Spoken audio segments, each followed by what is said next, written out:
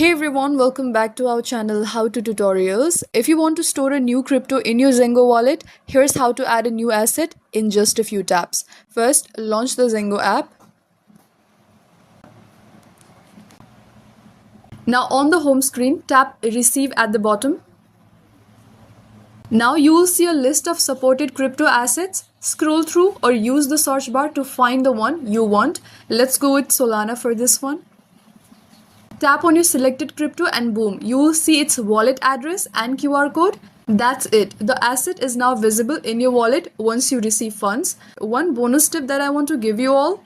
If you plan to buy it directly, just hit the buy button on the home screen instead. Zengo auto adds assets once there's a balance. So there's no need to manually add them. Clean, simple and secure. And yes, Zengo supports only official verified tokens. You can't add custom contract addresses like in MetaMask. And some assets may only show up once you receive them. And yes, your wallet is now ready to receive or manage your newly added crypto. If you found this video helpful, tap like and follow for more quick crypto tutorials. Thank you for watching and I will see you in the next one.